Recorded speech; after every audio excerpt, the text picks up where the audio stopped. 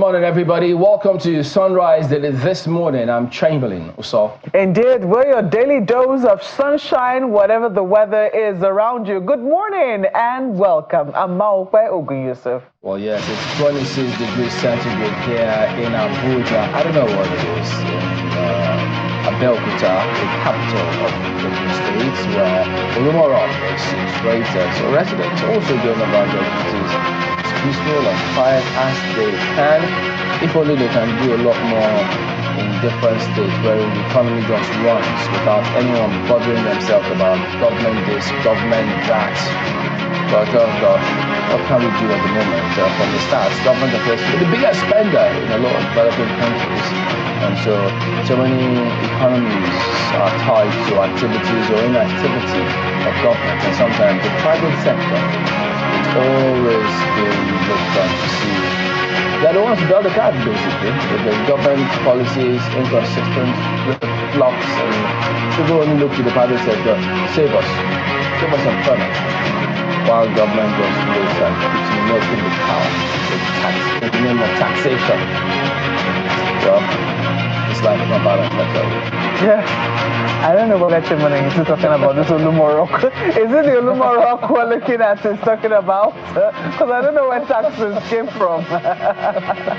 Anyways, those are all things that are inevitable in life, we've been told. Rain, tax, age, death, change. But there's some things that, do not change. I guess that's why Christians sing the song Rock of Ages, cleft for me. Because, some rocks look like they've been there forever and ever, and Olumo Rock is one of them.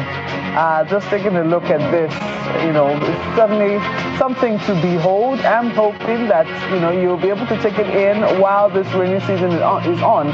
And, well, it's already coming to an end now, but It does look like it's wreaking the most havoc now that, it's about to end, because you understand that some parts of the country are beginning to face severe flooding. But as it goes away, I sincerely hope that you are able to stay safe and that, what you're seeing is the greenery that the rains should leave with us, as it eventually tapers out. But yes, Olumoro in Abeokuta, Ogun State, for a viewing pleasure this morning. Speaking about states, I don't know, I know the environment may not be the same in south, for instance, with a lot of pollution in those areas, the serenity, the greenery may have been degraded. But of course, the private sector, the states, maybe now can be expanded the measurement to a lot of states to see what goes on. And then again, still speaking about states, I know we'll ask questions of different states. Since government say they remove subsidy, and then they say the state has received a lot more money, and then people ask, what are they doing about unemployment in the state? And if you look at some of the figures released by the Statistics Bureau about unemployment rates, Akwa Ibom, Imo. Now, most of the Akwa Ibom, some time ago they disputed some of these figures, questioning the stats. Say, look, they actually need to be sure because they're doing a lot, different states to say the same thing, but it doesn't always seem to reflect.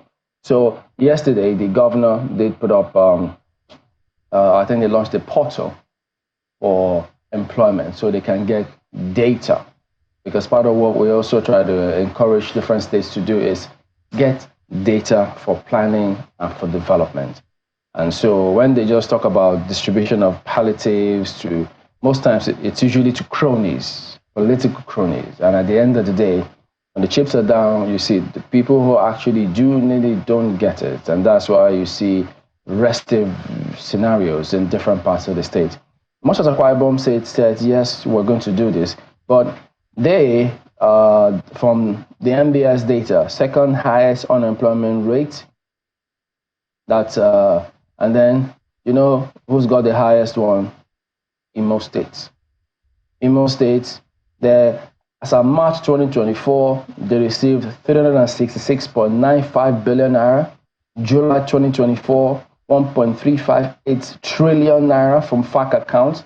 And in the second quarter, that's a total of 3.47 trillion naira that Imo State received from FAC accounts. What are they doing about unemployment in Imo State. So I haven't heard any of those things. So they need to do a lot more. But Akwa Ibom say, yes, they're coming up with this portal. But the only challenge I have about this is when the governor, maybe we didn't get the full context, when he says that if you don't employ from there, they might close them down. They will work to shut you down. That's what he said. Maybe that will be taken out of context because, look, I'm not sure any state wants to shut anyone down. You can reach out to them because there's no company that can have only one particular state's workers in that. I'm not sure that can happen. But if that happens, you know that the company might be on the way down rather than up. So you need other people in different states to come in. But yes, we get the point that he's making. He needs to provide employment to citizens in the state. So that's understandable. But they also need to extend, the olive branch too. Because if people have got the expertise that you need to build your state up, you will go for them. That's what it is. Well, I think I want to believe, the portal, it does say that, it will be taking name, qualification. I think maybe there's a column for skills. It's not clear, what category of people this portal is meant to cater to. Is it meant to cater to those who have left school? By leaving school, graduates, those who have a degree. Or artisans. Or is it artisans? Or is it, what cadre of people is it meant to cater to? Because you can't just, it's possible to say everybody go there and then, because I want to imagine that where it says degree, I want to imagine that it will also have a column for skills. I haven't visited the portal, so I don't even know whether it's only accessible to only people from Akwa Ibom State, Anyway, well, it's an IP address. I'm sure if you enter it, one can carry out whatever investigation one wants to carry out. But yes, Chamberlain, you're certainly right on the money when you say that there is no development without planning. There is no development without data. How many people in Akwa Ibom are unemployed? How many people in any state of the Federation are unemployed?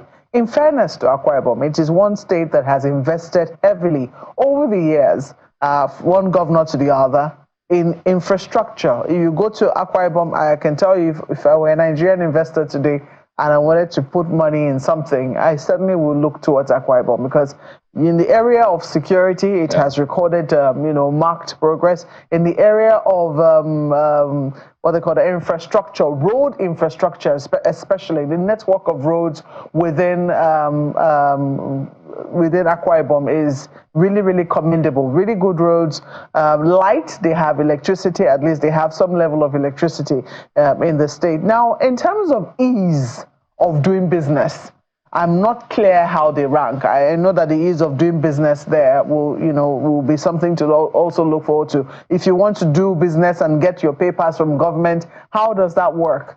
These are the things that eventually, so while you might have all of this wonderful infrastructure, if investors come in and do not find it easy to work with government, that can be a problem. Now, how trained, how well equipped are the youths of Akwa Ibom in the areas of skills, in the areas of education? These are the things that will now determine whether they are employable or not. So whilst they are gathering this information, I also want to believe that the Akwa Ibom state government is also making the required investments in these areas, to get artisans for the economy they're trying to build and to ensure that the graduates who come out of that state are really the type that are employable. Because these days we're complaining about unemployable graduates, people who finish school and you wonder, did you really go see the four walls of any type of school?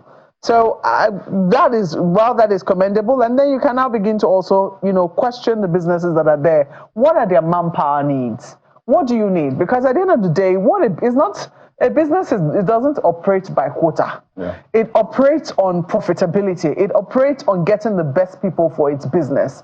So what you do is you have a conversation with those people and you seek what sort of expertise do they need in those places? Are they getting the required manpower from Akwa Ibom? Where is the state deficient?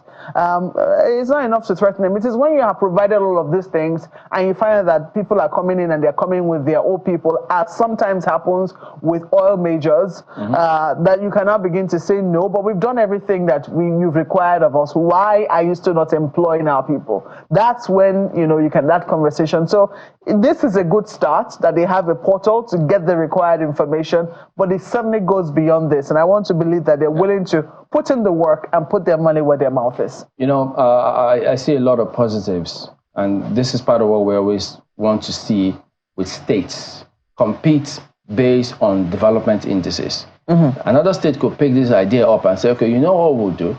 Yes, we'll open us up to everyone. Yes, the citizens. And by the way, countries do this. They make sure, look, if you're bringing any product in, we need to protect our local investors. They do it globally. Even after, too, they say, look, point of origin. So you don't go, they do that, you know, but fine-tuning it is what we should focus on. But above all else is, for instance, if a state picks up this and says, you know what, yes, we'll have all of this. In addition to that, employable people who are well-behaved, because you have to be well-behaved and trusted to come to this portal for people to come and pick you from this portal. And so what? We'll introduce, guess what? Reviews. Personality, character, professional reviews of the individuals who are on this platform. So that if we go to you and we know that you're good, you're credible, then people can review you. Who knows? Who knows? Anything is possible. So these are the things anything is possible, you know, but some states just do not have that luxury. I remember once we were speaking with, I think, a former governor of Akwa Ibom, and he was saying, look, we are not advertising for people to come to our state. We don't want too many people here. And I said, oh, you know, some states do have that luxury to say we don't want too many people here. States like Lagos, how do they tell people we don't want too many people here? So there you go. They don't have that. All right. So that said, let's see, but other states need to pick up on some of this. Imo State is at the end of the ladder. Imo State, interestingly, Imo State was in the news during the elections when they had this portal where, you know, remember there was a promise the governor was said to have made that he was going to get people jobs abroad. Oh. And then there was clarification by his, I'm trying to remember, one of his special advisors, that no, that was supposed to be a portal where the youths of Imo State were supposed to get registered and were supposed to be learning skills that were going to be required, you know, to get remote jobs, more or less. So we should ask questions as to what has become of that. No, there was a portal, actually. Well, I think they said the portal had registered over 20,000 people or so, young people. But what has become of that? Do we have 20,000 people doing remote jobs in Imo State? It's a big question. It's a viable question to ask of the Imo State governor. Was that just promises, you know, because elections were coming, and now that elections are over, there's no more talk around getting the youths of Imo State employed, because he had all of these parleys with young people in that time. So what has happened? Has it yielded fruit? Has it impacted the unemployment figures coming out of the state? These are key questions to ask. All right, bottom line, you need to ask questions of your state governors and your representatives, period. Let's take you through some of the dailies this morning. Have a look.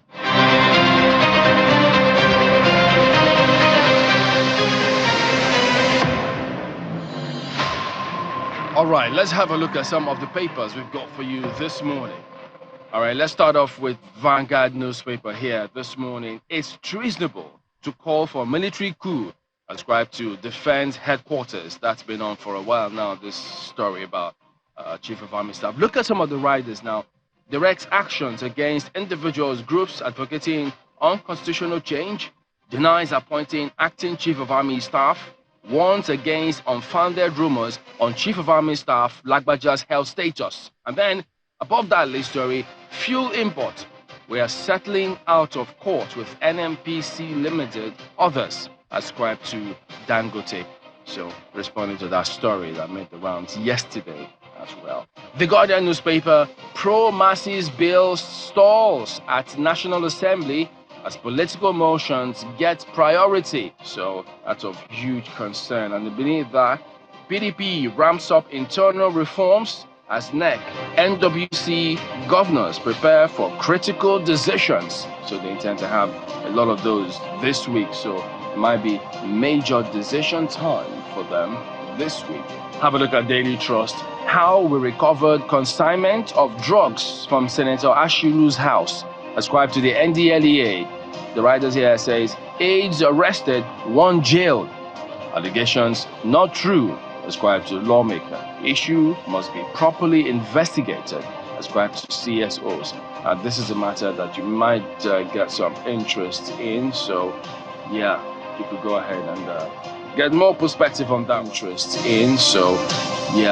you could go ahead and get more perspective on that one. And then the Nigerian News Direct is next here. FG mauls $2.4 billion revenue, eyes additional crude production of 1 million barrels per day as oil producers propose incentives for government to boost production. The other rider, government approves ExxonMobil Seplat divestment, declines Shell Renaissance deal. Daily Independent, party crisis. PDP governors plan soft landing for Damagu Anyanwu, summon them. And then some of the riders, Onilola Committee meets NAS caucus on dwindling fortunes of party. Then the second rider, PDP says Ganduje statement on Ondo could truncate democracy. And then beneath this lead story, this might also be of interest to you. We have assembled legal team to review Nigerian laws ascribed to the federal government. Remember what many have said, it's not about laws, we have so many laws, but implementation. So who knows what this team might come up with. Nigerian Tribune is next here. PDP carpets Ganduje over threat to capture Ondo ahead of that election. The comments made by the APC chairman, that's what this is about.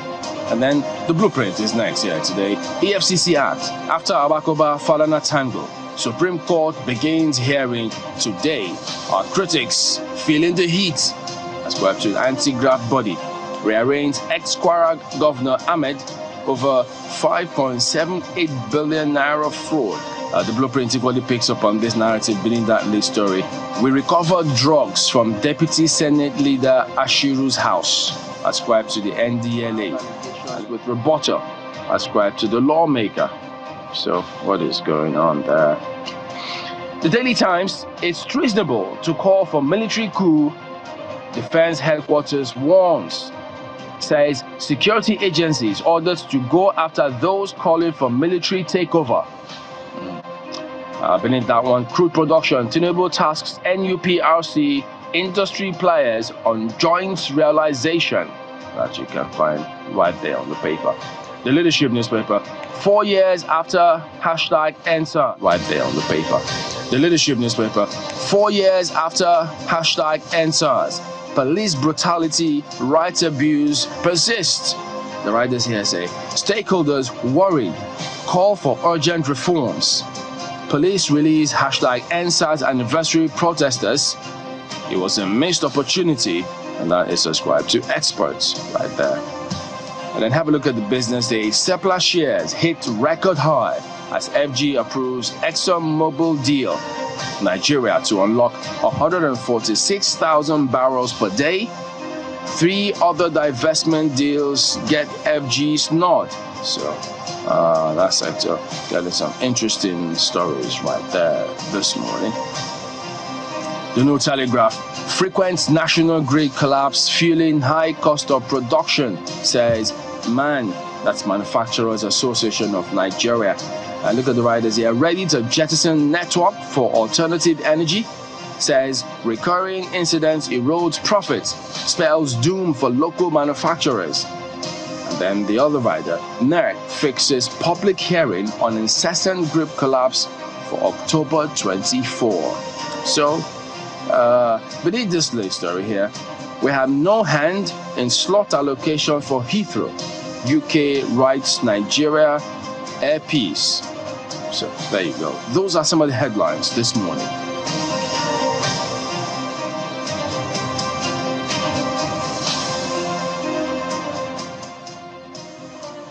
All right, there you go. Quite a lot to chew, and it's one of those mornings where you look at the front pages and the stories are as diverse as the papers. But you know the story that is catching my attention this morning is the one on the front page of Daily Trust newspapers. It's very difficult to ignore that particular story, Chamberlain, and it's one that we shouldn't sweep under the carpet. That carpet, this one says that carpet is already full. You know what's underneath it needs to be brought out. How we recovered consignment of drugs from Senator Ashiru's house. That's according to the NDLEA. This is one story that broke yesterday, a very, very messy story. From what we can see, the NDLEA held a press conference. It's not one of those ones that, they issue a press release. Every Sunday now, journalists know to look forward to the statement from the NDLEA in terms of what consignment they found or didn't find anywhere around the airport. We now expect it from the NDLEA. But this one, they actually called a press conference to address journalists and even take questions. So we expect that Senator Oyinlola Ashiru, who is from Kwara State, will also do same. He should be willing to take questions based on what the NDLEA has said, because from what happened, from what we were told transpired, the Senate is mulling the creation of another institute. They call it the National Institute for Drug Awareness and Rehabilitation. And it was during the debate of that particular bill on the floor of the Senate that the senator was said to have leveled very grievous allegations against the NDLEA. Just in case you're wondering, NDLEA is a National Drug Law Enforcement Agency. For those of us who are not very good with acronyms, they're the ones in charge of making sure that, drug trafficking within and outside of Nigeria, is brought to a halt. And so while speaking, we understand that the senator was said to have said that the failure of the NDLEA has resulted in the high rate of drug trafficking in the country, and it says it's the most corrupt and compromised government agency in Nigeria. Well, that was something that the NDLEA was not going to take lying low. And we do know that in recent times, the NDLEA has been commended for the work that it has been doing, trying to stem drug trafficking. As I did say, journalists now every Sunday expect this release from the NDLEA, and they usually provide it with proof. They show the people arrested, they show the consignment impounded, etc., etc. We see that almost every Sunday now. And people have said that in recent times there's been renewed vigor to how the NDLEA has been fighting, has been fighting drug trafficking. So this came as a surprise to many people that the senator said this. But the NDLEA says, look, what the senator was aiming at was revenge, because they had raided the senator's house in Kwara State, in GRA in Kwara State, and they found that his house was a joint for drugs. Don't forget that during the conversation that was going on the floor of the Senate, one of the senators actually did say, I think Senator Sumaila Kawu was said to have said that, some of the senators do not stop drug use within their own homes and also their own offices. I heard it was ruled out of order by the Deputy Senate President that what he was saying did not have any correlation to the conversation that was being had at hand. But there they were, the NDLEA coming out to say that they raided the senator's house. They not only raided it, they found drugs, they arrested his aides, they jailed one of them, and that they also have connections to his hometown where, some people have now been arrested from there as well. This is what the NDLEA has said. They actually held a presser, to say. So this particular story, the question now is, how do we get out the truth? Where is the truth going to come out? Because it's now Senator Oyinlola Ashiru's words against an agency such as the NDLEA. Who is going to oversight this to make sure that, nobody's trying to use any power here to muzzle anybody? But certainly this is something that is worth, scrutinizing. What has called for this rushed, establishment of another, institution? Is it so that the NDLEA can be muzzled, or has the NDLEA truly become inefficient and will need assistance, in this advocacy, trying to stop drug trafficking and letting youths know the hazards of drug trafficking?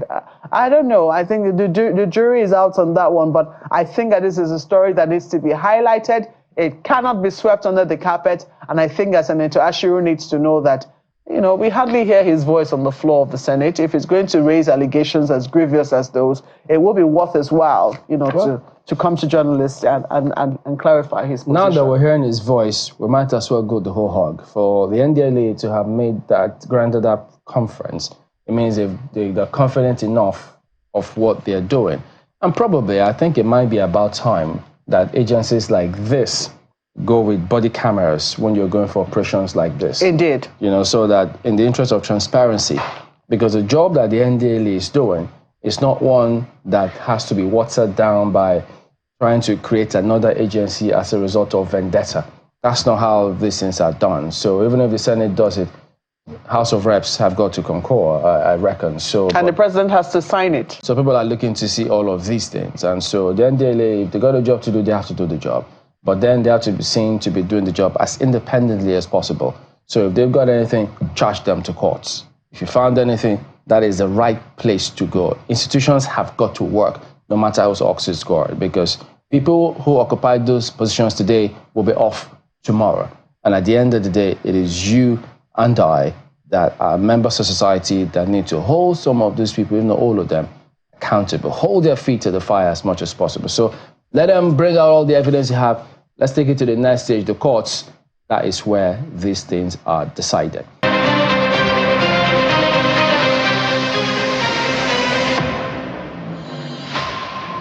All right, let's have a look at some of the papers we've got for you. All right, so that's it. We're going to go on and jump right on to the matter we've got for you today, which is going to be some of the internal developments. Well, you could call them wrangling, disquiet, feud within the PDP is all well now, but they're looking forward to the NEC. And so we've got Ibrahim Abdullah here with us. Good morning. Thank you for coming on today. Thank you, Chamberlain. Thank you for having me. Markwe, good morning. Good morning. The last time we had you, it was as before the governor of Oyo State spoke and then said, okay, they had resorted to, I think they used the word status quo, the way things were before that time, and that those who had been suspended were called back. So everybody revert to their positions, which I imagine perhaps you may have. So how is that playing out in practical terms? Have you gone back to being a deputy national publicity secretary, or what's going on in that regard, practically?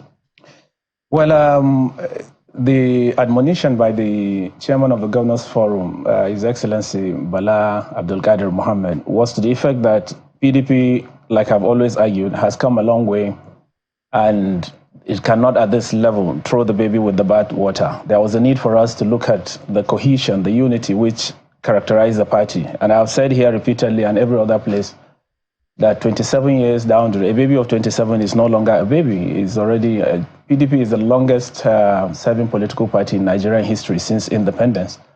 And it's always deploying its internal mechanism in resolving its conflict. Now, the suspension, like I did say here, and I think I spoke with Arise on that same subject, was not suspension per se. It was just a step aside within 14 days. Within that period, a window would have been created for the persons asked to step aside to, interface with the committee. And it's chaired by one of ours, His Excellency Taufik Arakwaja, former Deputy Governor of, Oyo State. It's an opportunity just in-house to do some cleaning. When they face, within that period, they would have come and then nobody would have even had all of these things. But then vacuum, nature abhors vacuum. There was no need for that office to be left without somebody stepping in to perform. Now, in line with your question, yes, we were admonished to go. The Governors Forum do not run the NWC. The NWC is an independent body, but these are critical stakeholders in our journey. These are important persons. It's a very useful organ that we respect so very well. So when it advises, we tend to yield. But the meeting is coming up today, later in the day. It is at that meeting that we will now present to the larger house the admonition of the Governors Forum, and then it will be decided finally. But even as I talk to you, I'm still the person in charge in that capacity. Yes, because the NWC that effected the suspension will have to call off the suspension. Without that, I still serve in that capacity. Oh, okay. But of course, my colleagues are back. The advice by maybe NGF, which was voiced by the governor, is not sacrosanct in terms of when that came through. It doesn't mean it automatically takes effect. No, of course it will not take effect. Of course, it was not them who suggested for us to suspend our colleagues in the first place. So we'll look at the strength of their advice, and in this case, it's a very important advice. And don't even forget that even within the forum of the governors, a lot of them are not in consonance with the position of the chairman. But that's not the interesting development here. He spoke on their behalf, and some came and said no. But as we speak, we are looking at the most important thing that will keep PDP united, so we can bring Nigeria out of this doldrums. So is the next still going to happen in October? Oh, sure. We're looking October at 24th? 24th, yes. We're putting finishing touches to that effect. God willing, it will, barring any development, which I don't foresee. October 24th, just 2 days from now. 2 days away, by Thursday. Yes, it's on Thursday. And yes, you are in the papers as well. PDP ramps up internal reforms as NEC, NWC governors prepare for critical decisions. Yes. What internal reforms are you looking at? Yeah, it's to the effect, crisis first of all, and some of the things that have continued to militate against our fortune as a party. If you look at since 2015, we've not been able to bring this house, back to its winning ways. But lately, since 2023, it's even been more serious. So we are looking at all of those problems. What were those things that kept militating against our fortune before 2023? Get them addressed, and then beginning from 2023 to this time, what are still those things, so that we would nip it in the bud and go back to our winning ways. Yesterday, the body of the reconciliation met. Of course, we have a National Reconciliation Committee headed by His Excellency Prince Olagunsoyin Oyinlola. Yeah. They were in the Southwest. I was here saying it last 2 weeks. They met yesterday and interfaced, putting final touches to its recommendations and findings, which it will present to NWC today, preparatory to presentation at the NEC for ratification. All things being equal, all of those this disagreement, this disharmony in the House would have been addressed by the end of NEC, God willing. Reconciliation is not the same thing as reforms. Reforms mean that those rifts have been caused as a result of maybe processes that have not been put in place, or maybe, processes or structures that you do not have within the House. Some people will say that, it's not so much sometimes for political parties that they don't have these structures or processes, is that oftentimes they are ignored, or they are, observed in breach, and that's usually what causes this rift. That's usually what causes the problems that political parties face. So precisely what are you looking to change, apart from bringing everybody together, getting to agree on certain things? What precisely will change? What lessons are you learning from the crisis that your party has undergone, and what are you hoping to do differently moving forward? Yeah, it will not be disconnected completely from the unity or the reconciliation. Of course, some of the structures that we have in place are obsolete, we feel like the constitution review that is ongoing. I am a member or secretary of that committee, I will tell you, and it's chaired by former Governor Emmanuel Udom of Akwa Ibom State. It's an important step in the right direction, ensuring that all of those things that are not strengthening the operation of the party, as it were. A lot of complaints have been coming, a lot of constitutional lacuna, like we have come to appreciate, are put, in the front burner of discuss to ensure that these things are reviewed for better operation, discussed to ensure that these things are reviewed for better operation and the running of the party. So, of course, yes, in addition to reconciliation, there are structural defects that we have come to appreciate, and all of them are being aggregated with a view to addressing, the problems proper. Oh, we'll see how that eventually happens. On Thursday, because what we're also saying here on front page is push for Damagum's tenure extension intensifies. Is he his tenure as acting chairman, or is it to solidify his position as substantive chairman of the party? No, he will continue as acting chairman. There's no need for any substantive here to come, because the Constitution provides for him to continue in that capacity. There's no time limit. Section 47(6) of our Constitution is clear, and that's the same section that a lot of persons are reading upside down. Once there is vacancy as a result of removal, incapacitation, or any other thing to the office of the national chairman, the deputy national chairman from that zone he comes from will take charge of the office, and there's no time frame or time limit for him to do so. In fact, that is a general provision in the constitution of the PDP. But section 35, 3, 32 have all stated, processes of, succession. And so it's clear, and that is, particular about the position of the deputy national chairman stepping in. When Secondo's former chairman was leaving, it was eldest Akinwumi that succeeded him, and he stayed there for the period to complete Secondus' tenure. Secondus was from the south, and Akinwumi from the southwest. So it's always been. I don't know why the hue about Damagum. Damagum has done nothing strange. He has not brought anything new. He's just trying to, comply with the extant provisions of our law. So to that effect, we adhere to the provisions to ensure that, except anybody is asking us to do anything untoward. But perception is everything. If there are those who believe that he's not serving the interest of the entire party, that he's only serving the interest of certain sections of the party, doesn't that put your party in jeopardy? It is not exclusively the case, because perception is not all that politics is about. Between perception and doing the right thing in compliance with the law, which is more important, I think that complying with the law takes prevalence. So whatever people say, the effort I see him do, and everybody, if we have to be fair to him, is to put back the party, on the proper trajectory, reconcile every other person. If we had kept what we were experiencing in the IU-led NWC, by now nobody would have been in PDP. Probably every other person, including me sitting here, would have left this party, because it was suspension slammed at our members every other morning. We almost lost every other person. It was what led us to the lose of Peter Obi. We lost Kwankwaso, we lost Shema, the list goes endless. Every other person was just every morning, go suspension. And that constituted clog on the wheel of progress. It counted on our fortune. And I think Damagun has brought wisdom. This present NWC, whatever you take from us, you will give it to us that we've been able to keep the party united, even in the face of increasing pressure, to say that, look, now, since you guys have been talking, a committee to reconcile and discipline, they are both working. And today we will take the report from the reconciliation. Let me get this straight. Did you say that your colleagues who were suspended are back within the fold? Yes, they have. They are expected to be today at NEC. And then when we take decision, NWC, beg your pardon. And then when we take decision after the meeting, we will now present our final position to the press. We will tell Nigerians where we stand, whether they are back formally. But certainly they are within the secretariat. Informally they are back? Informally they are back, yes. In other words, the allegations that were preferred against them have been dropped. The party no longer holds anything against them. What is important is for us to, first of all, have them present themselves. And they've not done so. The governors have intervened.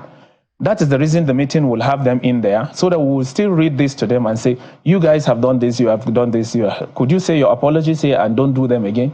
If they're able to do so, fine. The House becomes united once again, and we face the major challenge. And if they're not? Your guess will be as good as mine. I don't have any guesses. What exactly will happen? Well, the decision will cross that bridge when we get to it. The reason why I say so is because some people have said that they weren't working on their own. When you look at them and you look at some of the comments that have come, in the wake of their suspension, it doesn't appear that, it does appear that they were acting as proxies for some other powerful interest within the party. So if that is the situation, if by just bringing them in, it is taken for granted that those other interests are being brought in, and that doesn't happen at the end of the day, where do you think it leaves your party? You see, this is the problem, and that's a very, very important question. We need to really look at all of this. And that's the reason some of us are saying, look, the governors should tread carefully. It's not wise all the time when issues like this spring up, and then you find them showing concern that they have not shown in other cases. We had Elder Chief Dan Obi, a very important person, a very, very close ally of Nyesom Wike, who everyone will want to tie to this thing, suspended for the last 3 months or so. And he's taking his suspension. In fact, this duo, the two of these persons suspended now, were the ones who, took part in that, voted and even signed. And then my colleague Debo, the National Publicity Secretary, came and broadcasted to everybody about that suspension. So it's important to also know that those who seek equity come with clean hand. Now it is the turn of them to be suspended, and then you are having an intervention from the Governors Forum. While we are agreeing with that, while we think it's in the interest, overall interest of the party, we also need to be cautious about this whole thing. The question you threw is a very important one, really, because we need to really look at those persons whose script they are acting, if any. And if these persons are not, concerned with the overall interests of the party, then there lies the problem. And this is the reason why we are trading very carefully. By the time we take voting, in the NWC, we would be able to be guided accordingly. And I think I would come all out later and brief you the outcome of that. Did the Governors Forum summon Damagun to appear before them? No, they do not have that power to do so, as provided for by law. But of course, it's a body that enjoys a lot of courtesy from every law-abiding member of the PDP. But they do not have power to summon a national chairman. It should be the reverse, if you ask me. But then they always interface with him. He's a brother to them and a friend to all of them. So they do not summon him. They interface, they meet from time to time because they are our critical asset, don't forget. Anytime they admonish him to come, he comes again to brief them, the runnings of the party, the state of the party, because they are the custodians of our fortune, if you like. And so expected to have a robust working relationship. So what do you or NWC think about the narrative that some of the governors want the NEC, at least they're going to get updates in terms of what's going on with the NEC, but above all else, they think that the North Central, because they say some of the members in the North Central are agitating that the chairmanship must resort to them. They have to be allowed to produce someone from the North Central to replace Ayu. And that is what they say the NEC will decide. Well, it's a wishful thinking. As long as all of these things we are doing are not against the provision of the Constitution, which is succession, time limit, it doesn't say it has to be replaced by North Central in the case of Ayu. It says the chairman, the deputy national chairman from the region of the vacating national chairman takes over. And that's what Damagum has. Damagum is from the North. Yocha Ayu is from the North. So if the North Central is calling, of course, we have an important governor from the North Central, the governor of Plateau State. He's probably the leader of the region. If he has called on that, we will respect that. But he has not done so. And certainly those persons who are imagining it's important for them to have that replacement from North Central should push further a little more. They are entitled. That's the beauty of democracy. But again, we will do what is in compliance with extant provisions of our laws. So what happens in the event that maybe the governors meet, a majority of them think that, no, Damago has got to step down, let somebody from North Central decide? How will that be handled? Yeah, we will look at that when that comes up. But then we will remind them what the Constitution says, whether we are supposed to yield to their recommendation when it is against the provision of the law, or whether we should respect what the law states and jettison their position. We will cross that bridge eventually. I've always argued we have sufficient internal mechanism and shock absorbers to take all of this pressure. We're prepared to deploy one yet. When are you due to host a convention? It's in December 2025, just a year away. And it can't be earlier than that? Oh, no, except NEC suggests otherwise, but it cannot be. It's sacrosanct. It's a 4-year time. Because there are those who suggest that because Mr. Damagum is not substantive chairman, there are certain things, there are certain privileges he cannot enjoy, that there are certain privileges that are reserved only for substantive chairmen, not for acting chairmen. But he's been providing leadership. That's what is important. Damagum is not the ambitious sort of person. You could see he is entitled to move into the office of the national chairman, which he has not done. He's still occupying the office of the deputy national chairman, his own office. He said, no, all of these things. The paraphernalia of office, of course, I agree with you. As substantive national chairman, you are accorded more recognition. But no, what's important for us is the leadership, which he has been able to provide. He has united the NWC. He has been able to put all of these suspensions, slamming suspensions in all of our organs and states, to history. He's not doing all of these things that would reverse us back to our lost glory. You say he has united the NWC, yet you say you are not exactly decided on what exactly is going to happen today. No, of course, that is the reason he's calling them. You see, the only thing that happened recently was the going out, somebody from Canada, from the stratosphere, suspending the national chairman. You would not expect all of these things. Amakwe have always argued, running a home front is as difficult as you can imagine. How much more a political party that is, as big as PDP.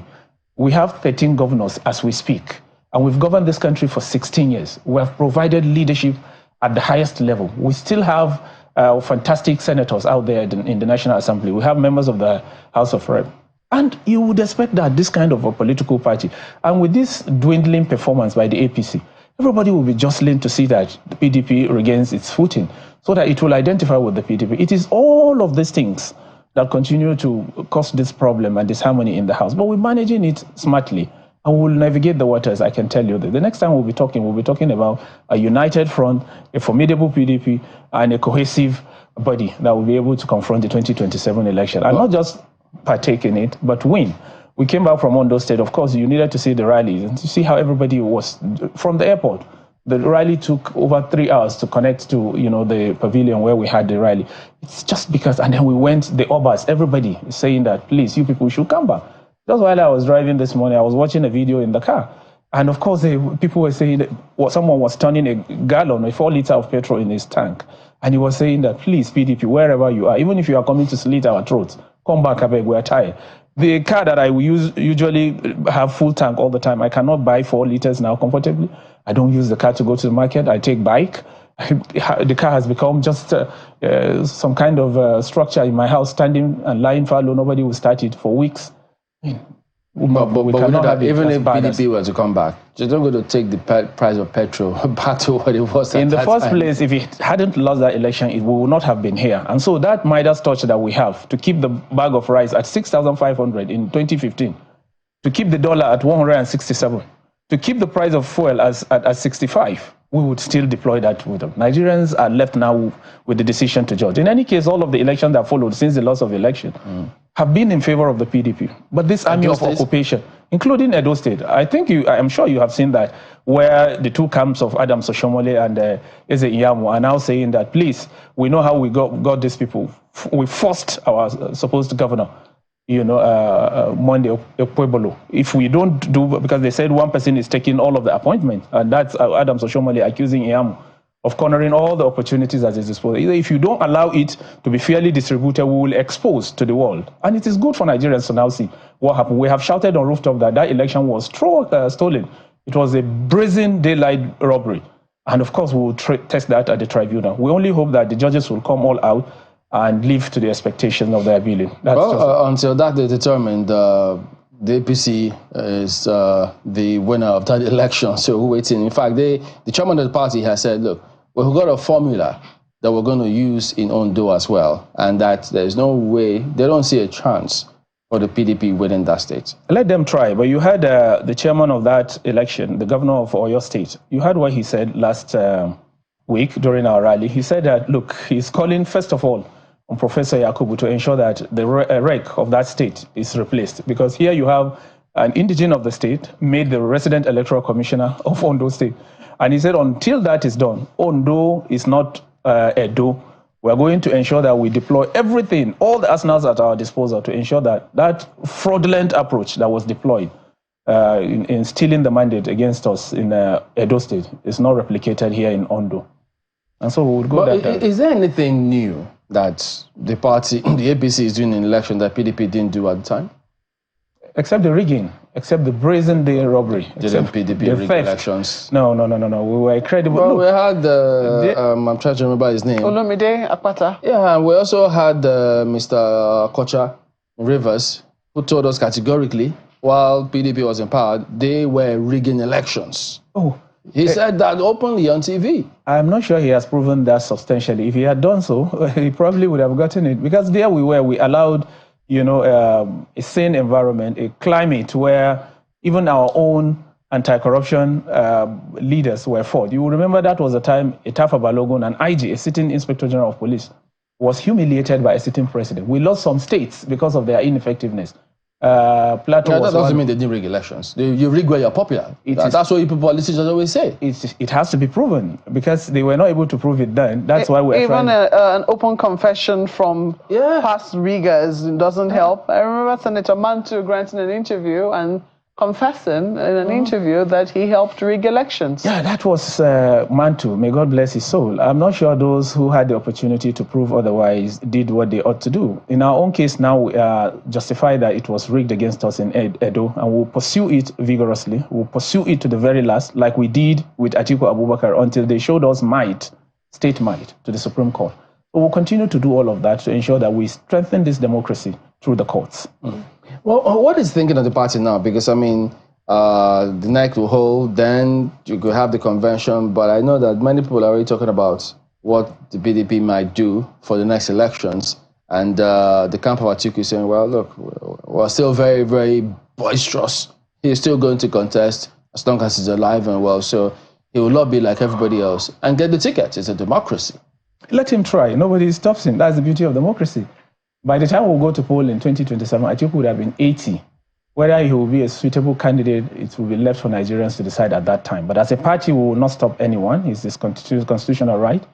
It's provided for as his privilege. He will enjoy it. If he tries to, of course, we have United States of America. You see, the two candidates, except now that until the coming of Harris, yeah. I beg your pardon, Biden was about to run again for the second time. And of course, he's their opponent. Donald Trump is again someone that is almost at 80. So by the time we go to poll next 2 months, he would almost be 80. And so it won't stop. If this advanced and civilized climbs are still parading the septuagenarians, as it were, and then there's nothing that stops us from copying their model. After all, our democracy is patterned after the Western world, America and Britain.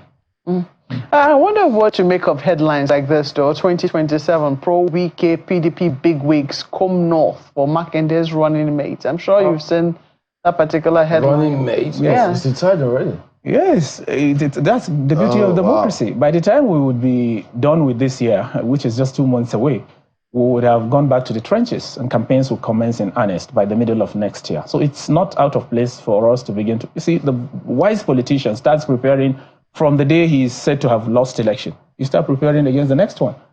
So it will not be out of place for us to start trying the waters, presenting the alternatives that we have. If Makinde is appealing to Nigerians, and I don't see why not, we try it. Every time PDP has an array of opportunities to deploy. If Atiku Abubakar that you just mentioned is the one who gets it, fine. If it's Makinde, if it's Fintiri, we have suitable candidates to present. And it's interesting, you say you have suitable candidates to present, but the real thing I was looking at there is the fact that you're still looking at pro-Wike PDP bigwigs. I mean, your party is still going to have to deal with that internal factionalization regardless of attempts to do the reconciliation, which it says it's doing. And that is the reason we are doing all of the burning the candles to ensure that there's no pro this. What we have is a PDP. And all of those persons you are calling, including Wike, are critical stakeholders in this party the last time I checked. None of them is out of party. So whatever it is, whether the press or some mischief makers are the ones who are saying pro this, it's left to them to prove. What is important is, what are the options open to us? And who are the ones that are aliens to the party that are given a priority? Nobody. Everyone is in the party, including the Nyesom Wike, including Atiku Abubakar, including whatever faction anybody wants to mention. They are all critical stakeholders in the party. And if they present anybody within the party, we'll still look at the options and weigh what are opportunities. For a politician and for political party, the most important thing is the option open to you. What are that political capital at your disposal that will help you win election? If we play the cards and say, oh, this is a good sell, we'll do it, because the most important thing is for us to win election, regardless of what anybody says, even if it's not in consonance with their expectation. Or the fortune of the party is most paramount, and that's where we go. So at the moment, it's decided that Makinde is going to be the person, probably. He's one of our options, and a very suitable one. His outstanding performance in Oyo State goes without mention. He's one of the outstanding governors, young, vibrant, articulate, and has carved a niche for himself. He's a material that could be sold anywhere. And I think I'm one of those persons who will yield to the option of bringing younger ones to try, because that way... What about his acceptability nationally? It's something that would be made... I was with him in Kaduna 2 weeks ago. You needed to see his arrival to honor the youth leader who took a wife. You needed to see the colorful reception that he got at the airport and the way people were escorting him to the tarmac to take his aircraft. You would say, oh, this young man has arrived. And I don't think it takes anybody. You always present options and sell to Nigerians. It's about selling, and it's a material we can sell on account of his outstanding performance in Oyo State. So it is not something to dismiss. It's not a headline to dismiss. Oh, sure. It's not a headline to dismiss. It's a presidential material, and we'll sell him accordingly. So does that then mean that that statement we saw, where he was quoted to have said, I will do only one term, it means there can be some truth to that statement? Well, it will be proven when you get to meet him. But what I do know is that he is a material to be sold for presidency. He has all of the clout, the reach, the capital, and the efficiency, the intellectual depthness to be able to man the office of the president. Certainly, Makinde will do this country proud, if you ask me, given the opportunity.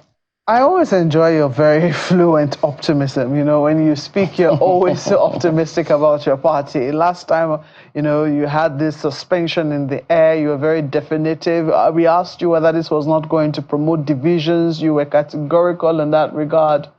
But you found out that, you know, that was not exactly, your optimism didn't quite pan out. Right now, you see your party trying to patch things, and then right now you're saying, oh, you know what, they're back within the fold, we're not exactly holding those allegations, they're just going to answer to them. That's what you're saying today. So sometimes it's not as you say. You try to give the best picture possible, but you do know that politics, especially within the PDP at this moment, is going to be hard work. Unity within your party is going to be hard work. Isn't that correct? That's correct, Maokwe. 1 + 1 in politics is not 2. And I know you know that much. So every time you wake up hoping that these things will go well. But the most important thing, even with reference to what you said, I said the last time, correct. We've got internal mechanisms that we've been deploying in reconciling our feud. And it's been the journey since the last 27 years or so. So this one is not going to be an exception. We are going to come out triumphant for the benefit of this country. Can you tell us what the current situation is in Port Harcourt? Yes, we are also addressing the problem in Port Harcourt. Nyesom Wike is a leader, a national leader of the PDP in that state. We have a sitting governor of PDP in that state, in the person of His Excellency Sim Fubara. And of course, we are going to also address the pending problems. There are a few of them, to be able to see that we get back the control of our party united once again. It's still within the works that we're doing. So it's not it's not too far gone, as they say, for reconciliation between both of them, both camps? 24 hours is too much time in politics. A lot of things will happen. And then with the might, with the kind of person, the colorful attention that this River State has attracted, we're going to certainly nip it in the bud. We'll come out triumphant. There will be light at the end of the tunnel. Take my words. Governor Makinde, whom you say, you know, has very impressive credentials. Well, some will say, yes, he's done pretty okay in the area of infrastructure. They're not very clear on where he stands with regards to autonomy. He does seem to have pushed back a great deal with local government autonomy, and he hasn't seemed to have, in fact, as a matter of fact, he's told people, back off. You know, we know what we're doing in Oyo. We don't need any external. So he's not very big in the area of transparency around there, is he? He is, actually. What he's saying is that a political solution would be deployed eventually. And I think he has already set a machinery in place, because he's not one person that What political solution? Of course, you see, the Supreme Court has pronounced the position. And this gentleman say, as a student of law, as a Nigerian who will adhere to the provision, once the Supreme Court speaks, that's Mike Inde, I'm quoting him verbatim. Once the Supreme Court has spoken, it's now incumbent upon every law-abiding citizen to adhere, including himself. And so what he's trying to say is that in between the two disagreements, you know, a meeting point will be attained for the collective good of democracy.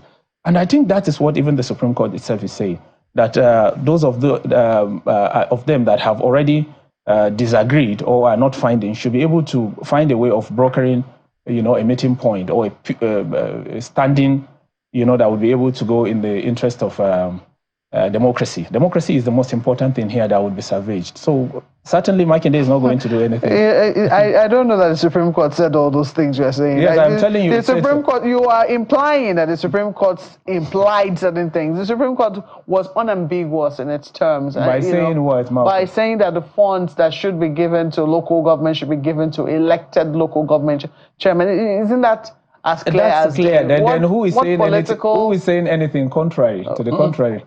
No, but who says anything to the contrary, that the resources should not be given to the local government? So what political solutions are we speaking of here? We are talking about the elections of the officials of the local government.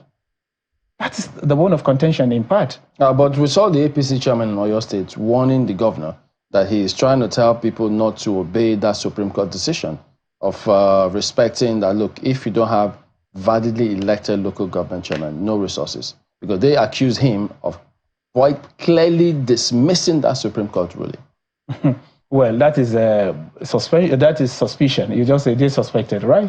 No, they're accusing him of saying that judgment, he was dismissing that judgment. It's to the level of accusation. I don't think they have proven that substantially beyond reasonable doubt. If it's suspension... they are not the court to prove beyond reasonable doubt. Okay, then let's go back to the court. And then the Supreme Court has spoken. Everybody, including Sheyi Makinde, would adhere to that, you know, provision. And a political solution, which Marco is taking me on, would be deployed in ensuring that while complying with, the orders of the court, we also find, a middle point so that elections and every other thing will now be also a political option to be. But he inaugurated a special committee to review that judgment. Exactly what I'm saying. To review a Supreme Court judgment. No, not to review the Supreme Court. No, not to find amicable ways of implementing the recommendation. The order. Huh? It's not to review the judgment. No, but he didn't support that judgment. He was like, no, this is taken away from them. You see, that is always a difficult thing. You will come out of it. It's not one person that will do anything against the orders of the Supreme Court. How come we saw the Oyo State LG chairman trying to form a different local government gun group after he said that?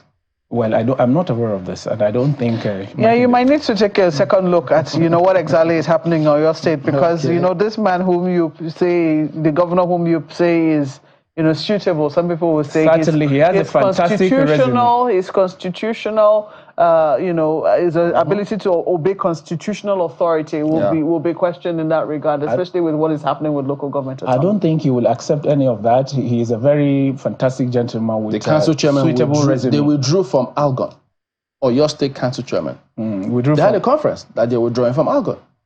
Well, that will be proven under his watch. That will be proven in the days ahead, and I'm not. I'm not sure that was with the backing of Sheyi Makinde, who is a very, very has he said anything to the contrary? Governor. Are you aware if he's said anything to the contrary? No, I'm not. Isn't silence consent?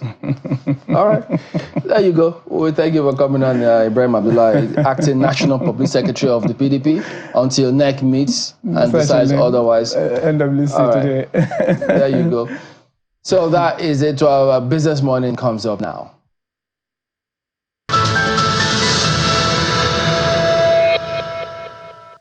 And welcome. It's another trading day right here in Lagos, Nigeria. Let's get to the top stories that set your agenda, starting with our our biggest commodity export, that's oil. There we see the oil prices eased again.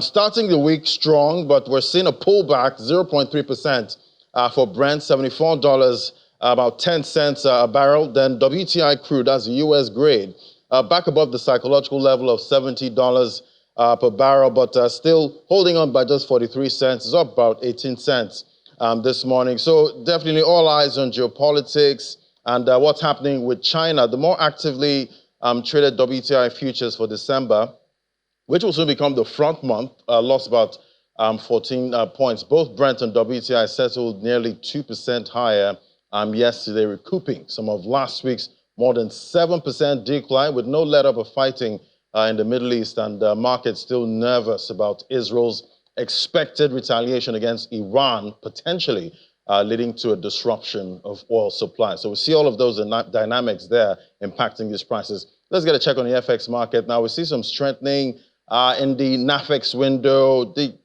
close at 1,643 Naira, up by 1.19%. But the one I normally track, that's NAFEM, that closed weaker by about 3 Naira. Previously, it was 1,600 Naira. That was the close for Friday, with that big jump on Friday, down 0.15% to start this new trading week. But we still have that range growing at this time. There was growing demand for dollars towards the end of the trading session. We know the CBN intervened, but even with that intervention, we saw a drop there of about 2 Naira 38 kobo.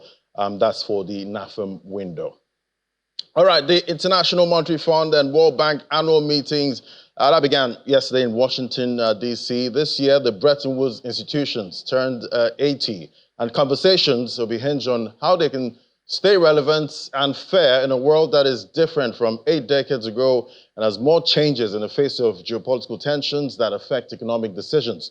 Our correspondent, Inijo Mekwa, is there to cover, and she files this report. 19th Street of Pennsylvania Avenue in Washington, D.C. is where the world is meeting. At least representative of major parts of the world are here. And so we see a different look on the streets. Some parts have been cordoned off. Traffic and parking slots have been allocated to guests, staff, and visitors to the 2024 annual meeting of the International Monetary Fund and World Bank.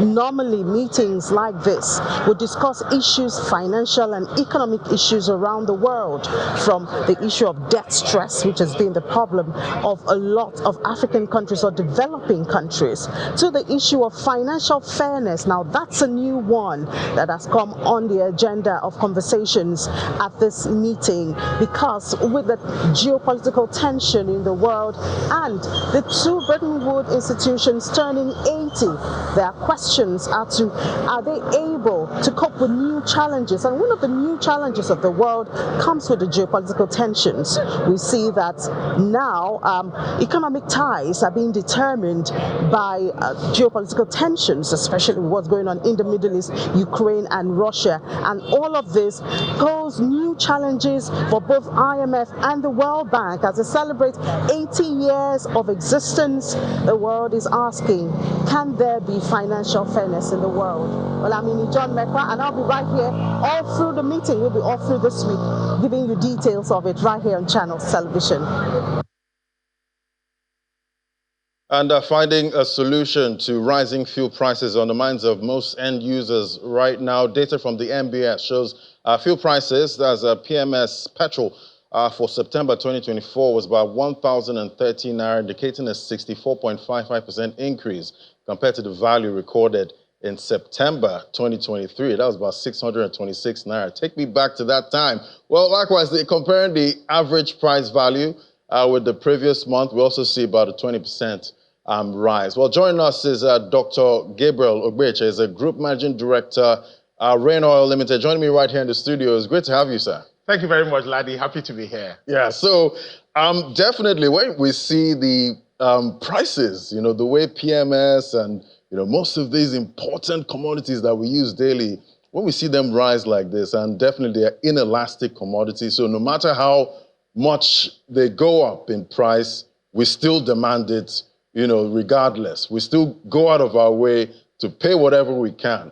And some would think, most of the downstream players are having all the fun right now and having all the windfall profit, but is that the true picture? No, that's definitely not correct. I think the most important thing that has happened recently is the full deregulation of the downstream oil and gas sector. For more than 20 years, we've been clamoring that the sector should be deregulated. And thankfully, this month, we've seen federal government finally cutting the sector loose and saying, the sector is fully deregulated. Go and source your product whichever way you can source it and sell the way you can sell. But one thing we need to understand is that there are two key things that drive the price of petroleum products. One is the price of crude oil.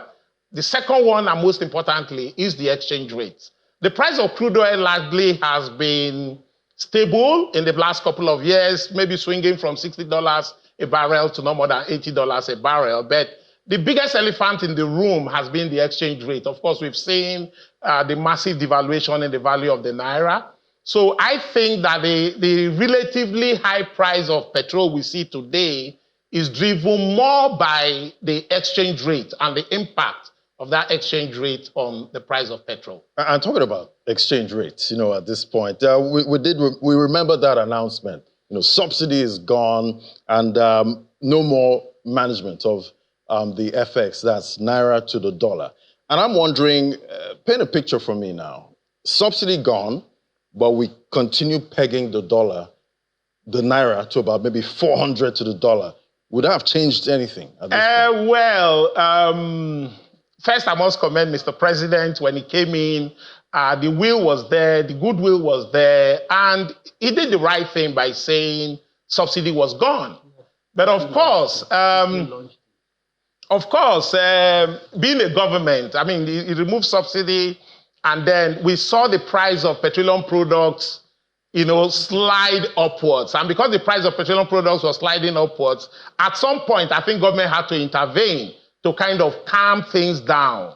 And NNPC went back to fixing the price of petroleum products. But in the month of October, we saw government now saying, you know what, we're not going to allow that anymore. Go ahead, source your product, sell at whatever price you want to sell. I also don't believe that the price or the exchange rate has been floated.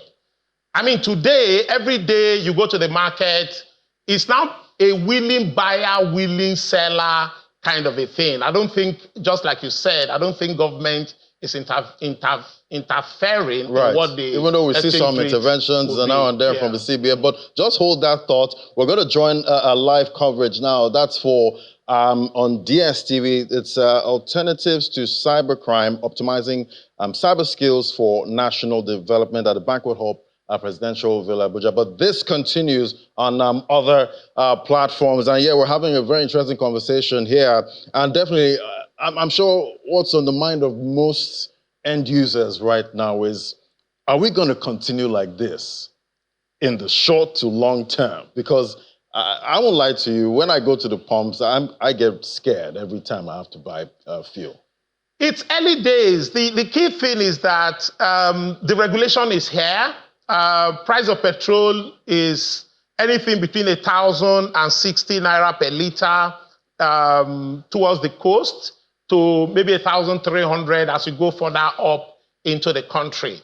As long as the price of crude oil keeps changing, as long as the exchange rate keeps changing, the price of petroleum products will continue to change. If we see a massive drop in the price of crude oil, then we expect to see a massive drop in the price of petroleum products.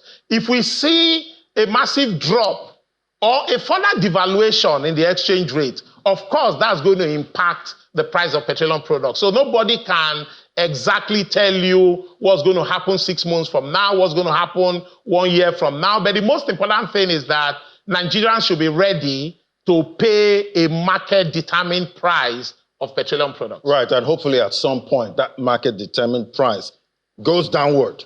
Hopefully, because we've seen things just keep rising. In this country. Like they say, hope is not a strategy. Right. Hope is not a strategy. The key thing is, what should we do? I think that this is a time when we need to drive efficiency. I think this is a time when we need to cut out what I call double handling. If you look at the country, this country, historically, Nigeria is actually wired on the ground in terms of pipelines. We have NNPC pipelines across the country. And you have pipelines, NNPC depots rather, and you have pipelines connecting all these depots. Now, if you look at the major import receptacle of NNPC, which is the Atlas Cove depot in Lagos here, Atlas Cove is connected to the Mosimi depot through pipeline. Mosimi is connected to Ibadan. Ibadan is connected to Ilorin. Mosimi is connected to Lagos Satellite Depot. If you look at the Port Harcourt Refinery, you have pipeline running from Port Harcourt Refinery to Aba Depot. Pipeline running from Aba Depot to Enugu Depot. Pipeline running from Enugu Depot to Makurdi Depot. The same thing with Kaduna. If you look at Kaduna Refinery, you have pipeline running from Kaduna Refinery. Kaduna pumps to Kano. Kaduna pumps to Guzo. Kano pumps to Maiduguri. Kaduna pumps to Jos. Jos pumps to Gombe. Gombe pumps to Yola. So the whole country is wired on the ground. We need to make these pipelines to work. We need to be able to get petroleum products from the depot that is closest to the consumer. If we are able to do that and cut out this multiple double handling or this multiple handling and this penchant of carrying trucks all the way from Lagos, all the way to Maiduguri just to deliver 45,000 liters, ramping up costs needlessly. If we are able to move these petroleum products efficiently, at least that is something that will impact the price of the petroleum product. Because, hitherto, because of what I call, the margins were just there. So those margins were not encouraging people to think in an efficient manner of delivering these products to the market. But now that deregulation is fully here, every single Naira, every single kobo will count. So we need to find better, efficient ways of moving these products across the country. And talking about, moving the products across the country, we did hear about that sad story in Jigawa with the latest tanker explosion. We've had a series of them, in the past. And it's quite sad that, the product that we need so much is also, harming people, when it comes to logistics and all that. What kind of conversation is being had in de-risking you know, the movement of petrol around the country? Well, it goes back to what I just talked about. We need to, as much as possible. For me, I think it's an aberration. Nigeria is consuming 45 million liters of petrol every day. If you break that down into every single truck of 45,000 liters, that's 1,000 trucks being put on the road every day. Now, without our inland depots working, what that means is that every day, a good chunk of these 1,000 trucks are moving from the coast into the hinterland. Every single liter of petrol that is consumed in Abuja, every single liter of petrol that is consumed in Kaduna, every single liter of petrol that is consumed in country has to travel across the country just to go and deliver. It is not efficient. One good way of de-risking it is make these inland depots to work. They've been there. I've been in this industry now 32 years and counting. And I met all these depots, I met all these pipelines in the downstream. They've always been there. But today, a lot of them, if not practically all of them, they are moribund. They are there, they are idle. And the pipelines are there. So we need to reactivate them such that if you need product, if the person in Jigawa, for example, needs product, he doesn't need to go beyond the NNPC depot in Hotoro in Kano to go and get product. You don't have to move the product all the way from Lagos to Kano. If you are in Abuja and you need product, you don't need to go beyond the NNPC depot in Suleja. Go there, load your product and take it into Abuja. So that is one. So you don't have to, one, it will save our roads. Two, it will take away all these risks. I mean, it bled my heart. 140-something people just lost their life because of a tanker accident in Jigawa. And it has happened multiple times. So one sure way of de-risking it is just ensuring that our inland depots and our pipelines are put to use. Right, and definitely we hope we don't see something like that again. And definitely we need to start using, you know, those depots and pipelines at this time to de-risk logistics and movement of PMS and other products. But let's look at another issue now, refining. That has been a major issue, you know, right here in Nigeria. We have the Dangote Refinery now, and definitely we're still hoping that we get other refineries, you know, working in Nigeria so that somehow that could also contribute to, you know, lower prices for this product. But talk to me about licenses now, import licenses. Do you think we should still be issuing import licenses even though we have like the Dangote Refinery?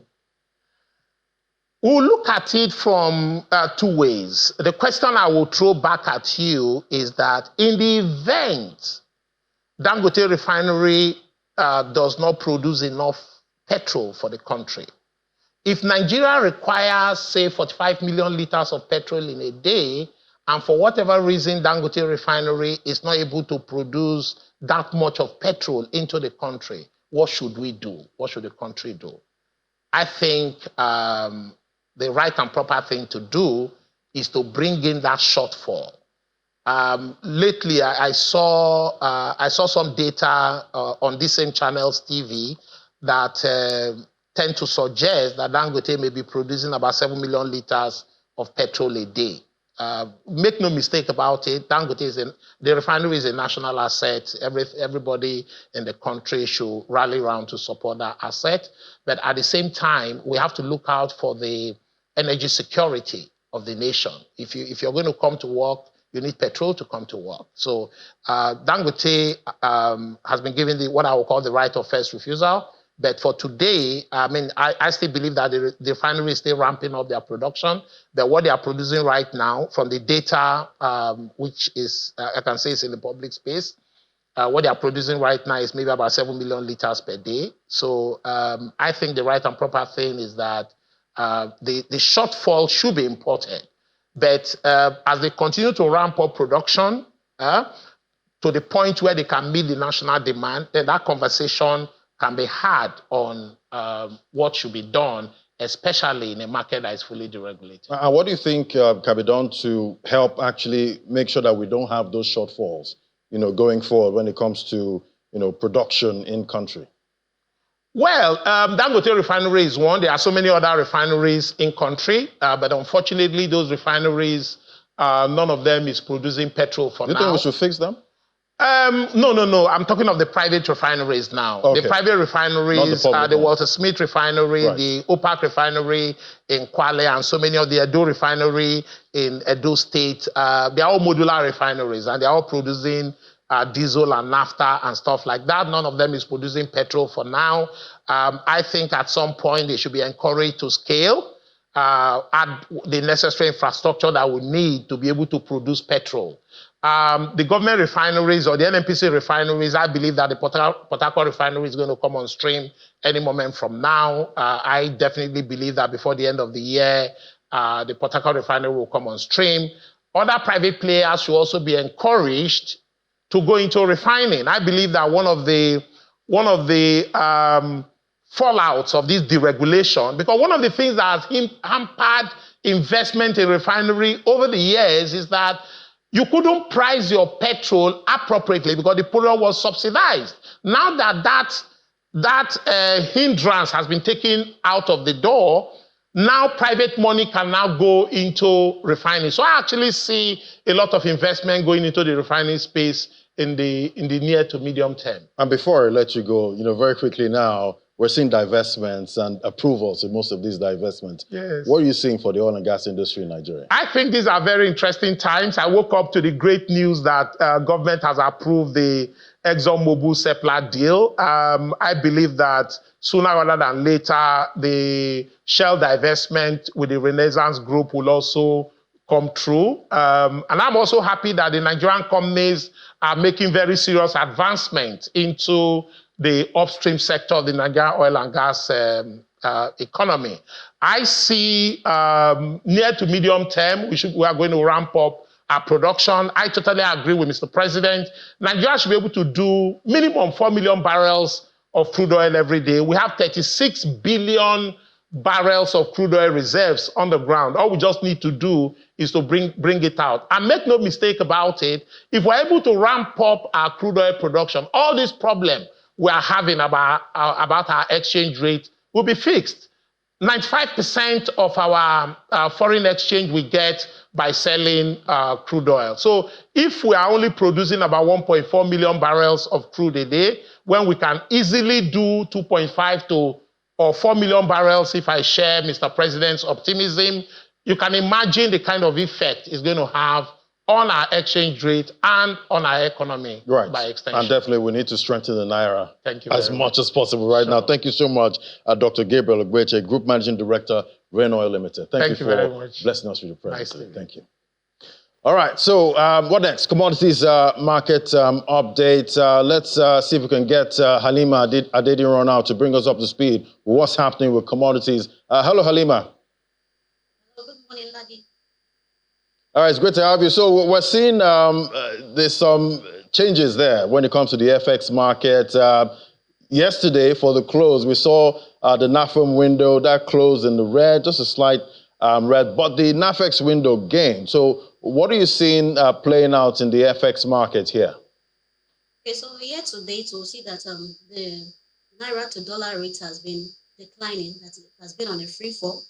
But we'll see that around some couple of weeks ago, we see a stability in the rate.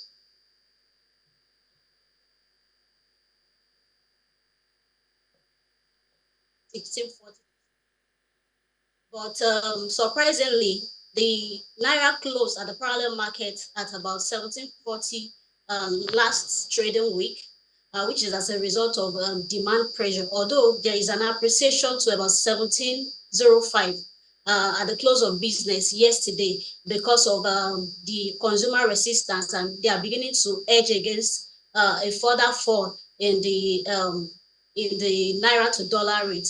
If we look at the time that we are in right now, we are likely to see more pressure on the Naira, given the fact that we are approaching the festive period whereby there will be a lot of buying and business activities in terms of traveling, buying, stockpiling and all. And this is likely to increase the pressure on the Naira to dollar rate. Although the government has tried to do a unified exchange rate, that has not been achieved. But we are seeing a narrow gap between the NAFEM and the parallel market rate, which is the official and the black market rate. But going forward, we are likely to see more pressure because of the demand for forex in the market, given so many buys and business activities that will still go on. All right, let's get a check on the oil market. We did see last week was a big drop, about 7%. But we're seeing weakness starting the week. Looking at Brent and WTI, what are you seeing for this week? Do you think it's going to follow what we saw in the previous week? Okay, for oil markets, there are so many factors that affect the demand and supply dynamics, which is the OPEC plus supply, the non-OPEC member supply, the demand in China, as well as the demand in the US. At the last trading week, we see that Brent fell to about $73 per barrel. That is like a 6% drop. But we see a surge this week because of the increased tension of the Middle East conflict. And we're also seeing that consumers are factoring that into the price of the commodity. And we are still likely to see increased tension because Israel is planning to do like a retaliation on Iran. So this is likely to still affect the price of and the supply of oil in the global market, because the Middle East has some of the largest producers of oil in the global market. And apart from that, we'll see that behind US, we have China and India, who are the top when it comes to consuming and consumption of oil in the global market. And the Chinese economy now is facing a series of challenges which cut across different sectors of the economy. And the projection of the IEA, that is the International Energy Agency, is showing that there will still be a decline in the demand for oil in Chinese this year and going into 2024. So the price we are going to see for oil in the global market will depend on the extent of the supply and the demand in the global market. So which is going to weigh on the direction of the price going forward. I will definitely be tracking that. Maybe $50 Brent might be on the cards with what we're seeing, happening with China. But what are you seeing for the local commodities market? Okay, so for the local commodity, we've seen a stability to some extent. We are seeing prices ranging from 1,050 Naira to 1,100, depending on where you are buying from. And this is an increase compared to where we are coming from, and is likely to affect the stability of commodities prices. So for the local commodities prices, we'll see that harvest seasonality effect is giving us like a mild drop in perishable goods like the tomato, pepper, and all. But we are not seeing the exact drop we're supposed to, or that is expected from the prices of those commodities. But when we go into like bag of rice and all other commodities that are imported or have imported content, to see that their prices is still very high. So consumers will still continue to be squeezed for the period and the time being. I guess consumers need a break right now when it comes to most of this price. But thank you so much, Halima Adediran, for bringing us up to speed at what's playing out in most of these markets. Thank you. Welcome. Thanks for having me. All right, so it's earnings season. Definitely, most of the companies are reporting their quarter three unaudited results right here in Nigeria. Tier 1 financial services giant UBA released its unaudited third quarter earnings report as at the end of September this year. According to key highlights of the report sent to the Nigerian Exchange Limited, the bank's gross earnings soared by 83.2% against the previous figure recorded last year. It's about 2.39 trillion naira. At the same time, the bank's pre-tax profit jumped by 20.2%. After tax profit came in higher by 16.9%. And we see total deposits increased by 52.7%, while total assets surged by 54% to more than 31 trillion naira within the period. So definitely we saw that impact the price of the UBA stock. That was yesterday. We'll see if that continues to play out in the markets today. We'll give you an update. That's about 1 p.m. for Business Incorporated. We'll give you, we'll shed light on what's playing out in the Nigerian market and most of the global markets that we track. Thank you for watching. I'm Ladi Williams. I hand things back over to the Sunrise Daily team.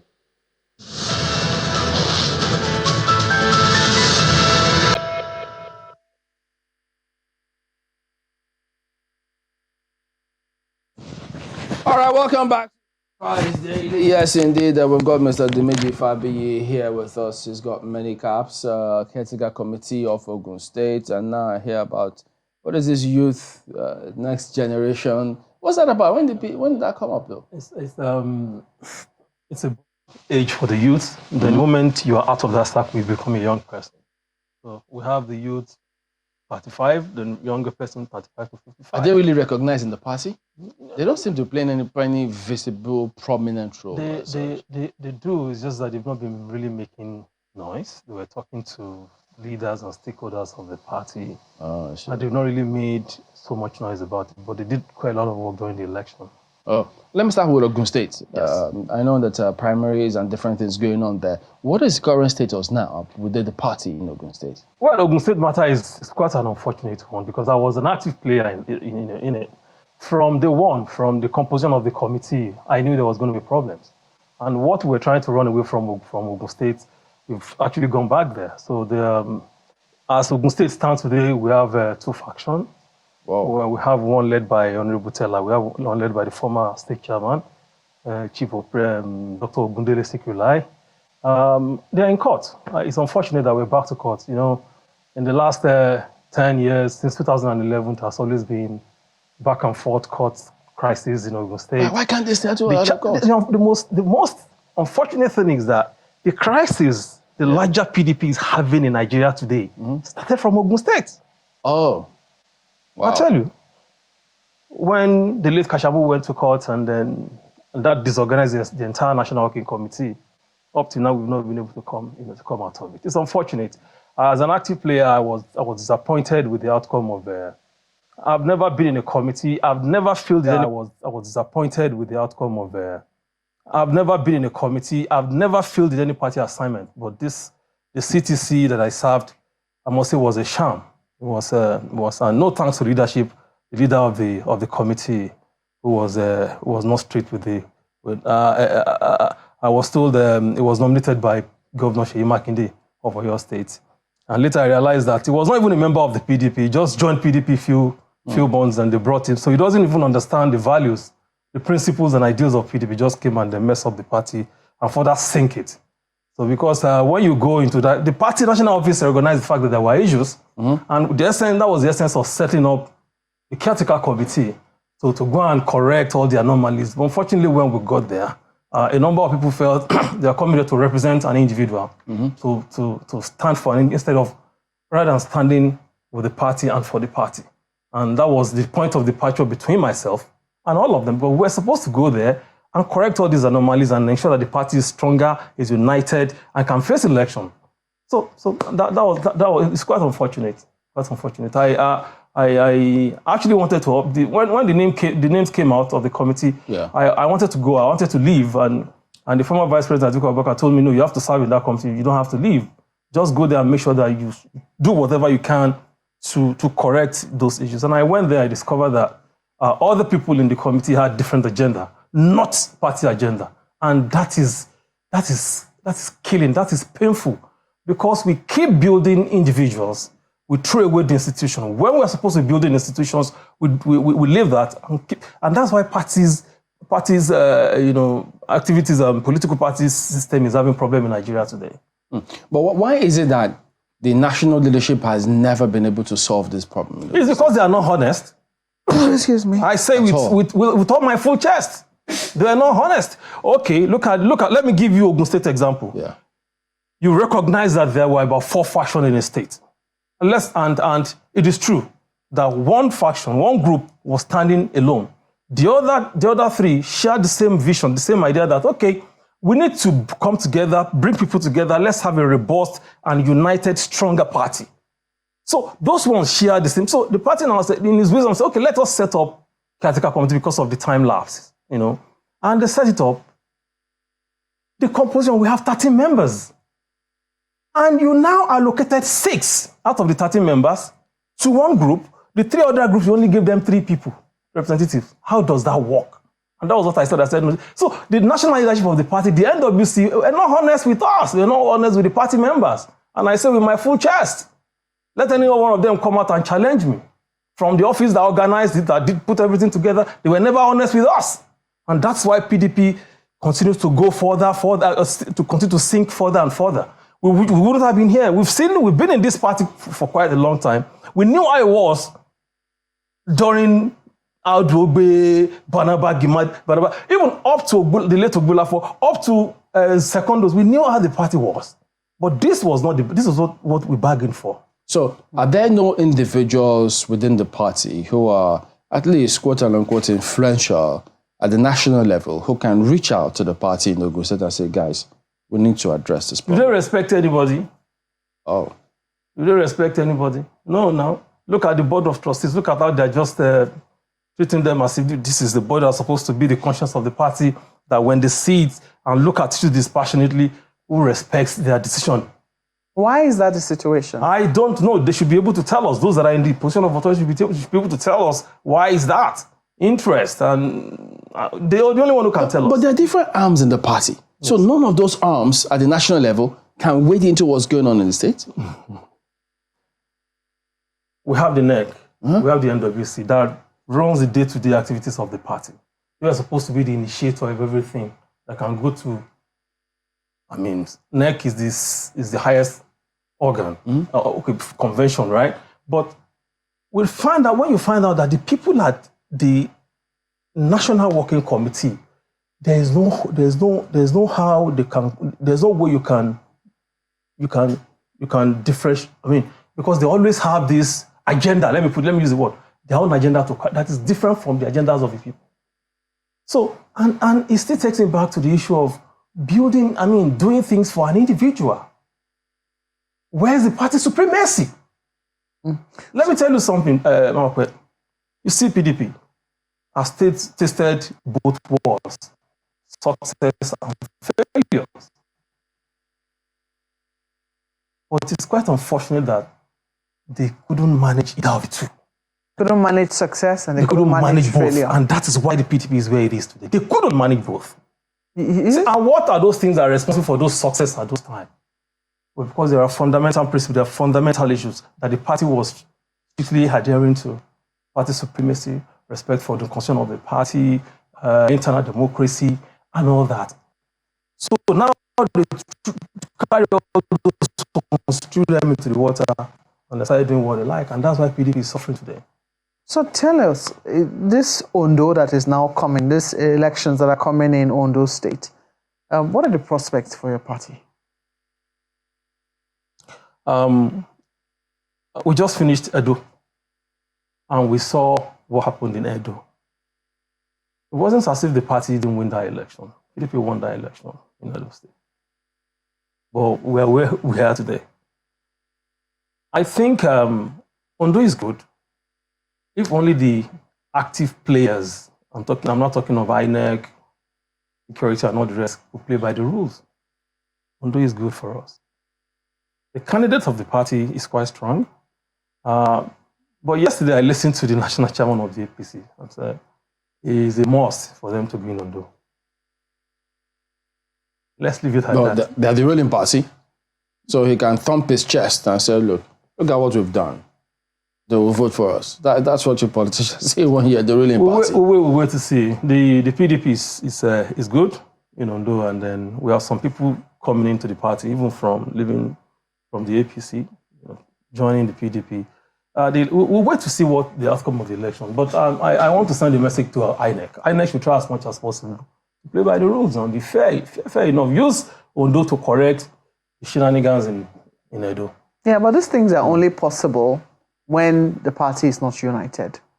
Edo, you might say that you people won the elections. What we see, INEC declared the APC candidate the winner. And in some cases, immediately afterwards, there were talks around how a divided house led to PDP's downfall in Edo State. So if the PDP is not united in its bid in Ondo State, can you really blame INEC at the end of the day, even if they do their best to conduct free and fair elections? Whatever it is, let INEC play the rules they're supposed to. Don't frustrate the voters, don't frustrate the party, don't delay sensitive material from getting to the poll. Do your own job and let the people, that is exactly what I'm saying. Okay, you created IREF, you spent so much money on IREF for a purpose. Then the results will come through that IREF, there will be different results from IREF to the physical result that you are collecting.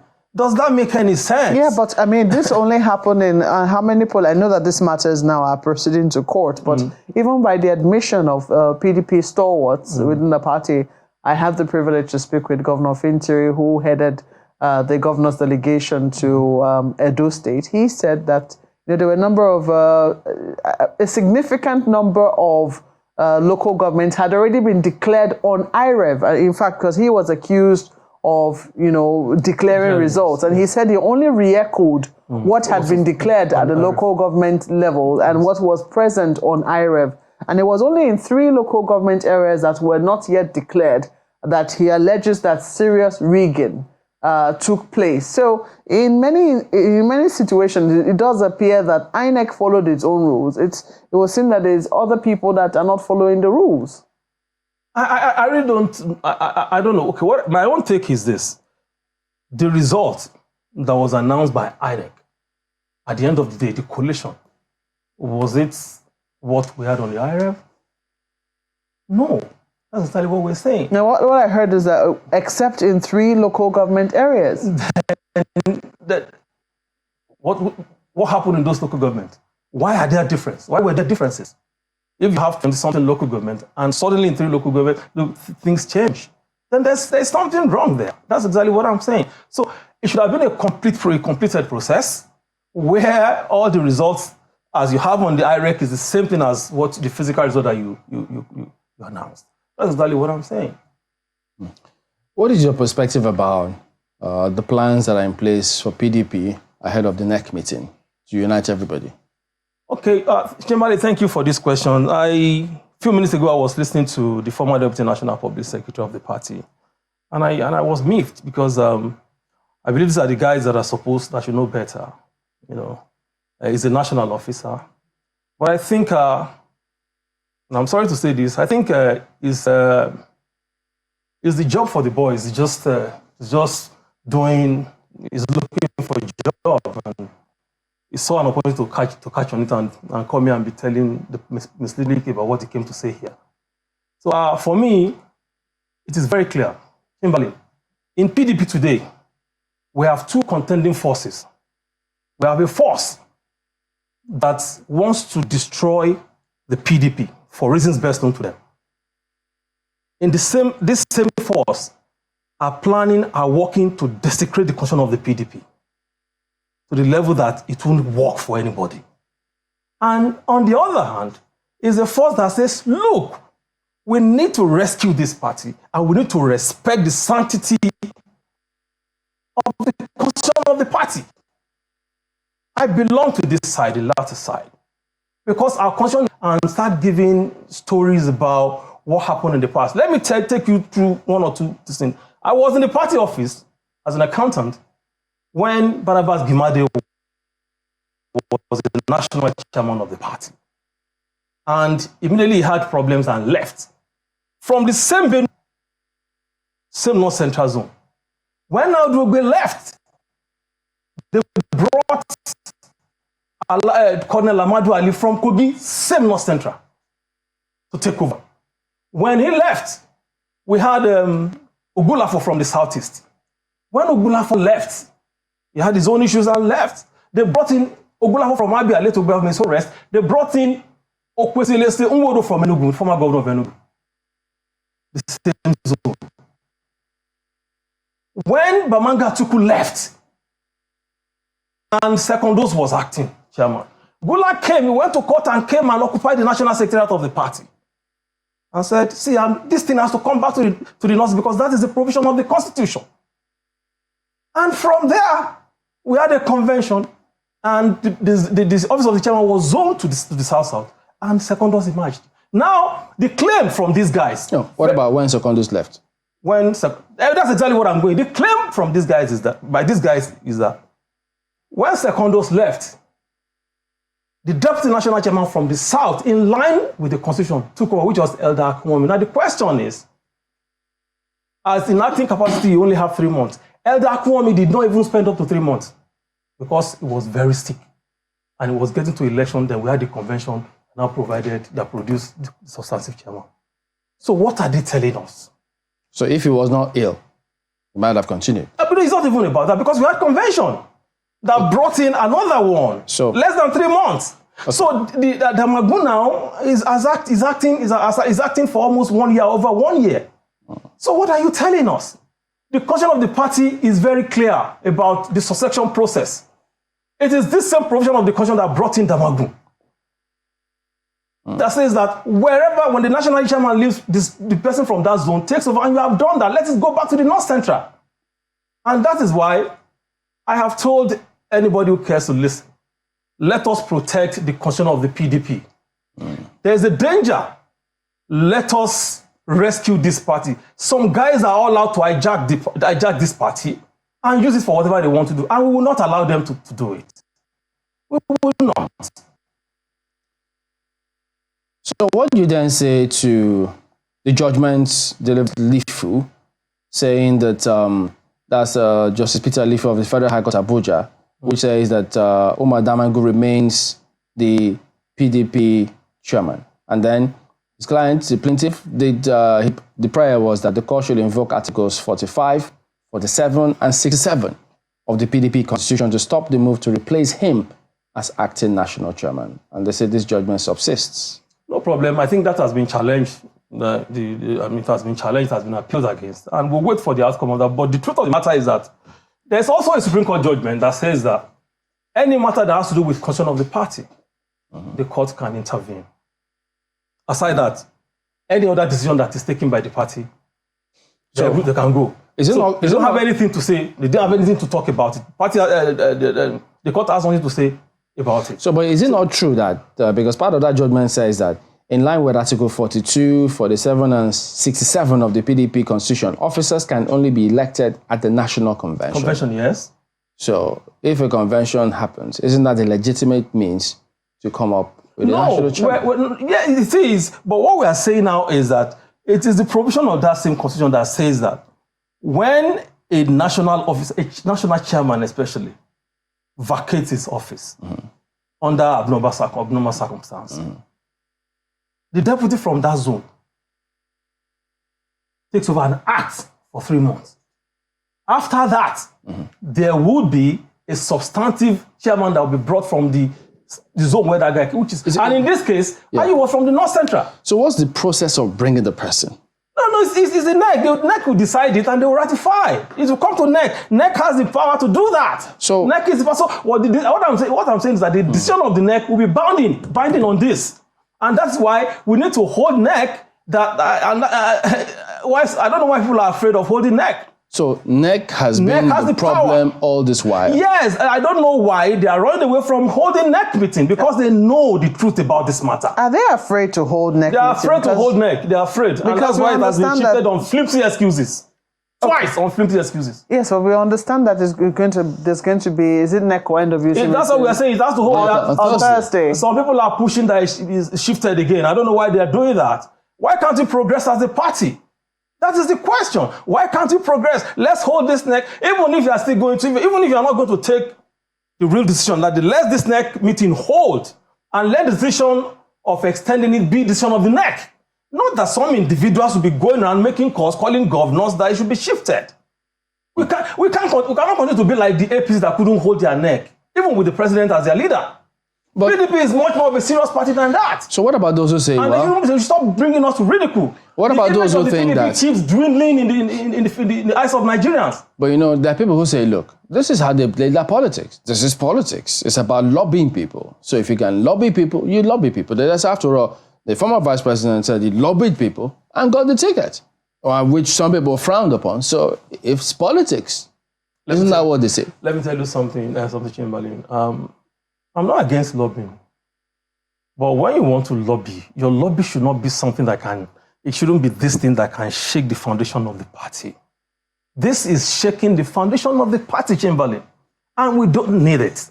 The party is not together, how do you want to face election? Same thing we are talking in Ogun State. How do you want to face election? Do you have faith in the reconciliation attempts of the PDP? Yes, with the pedigree of people that are there, I have. The chairman, Governor Inola, is a great man, and then all the members. Yes, I hope the outcome of the reconciliation committee would help the party, because I'm told they are going to report to the NWC today. Also. If you have faith in him, why has he not looked into Ogun matter? No, they haven't. I think it was in Southwest, and I'm not aware that they discussed Ogun matter there. Why not? Because the matter was there's a crisis there. The matter has been taken to court already. The matter is in court already, so you really can't say much about that. We would have prevented that from happening, but it has happened. There's nothing anybody can do about that. Chairman, let me tell you something. This is not the best time for PDP, and that's why I want to talk to the youth and younger generation in the party. That if you want to have a future and you believe you want to play politics, you need to stand up against these shenanigans by these people. They really want to mess up this party. Let me ask.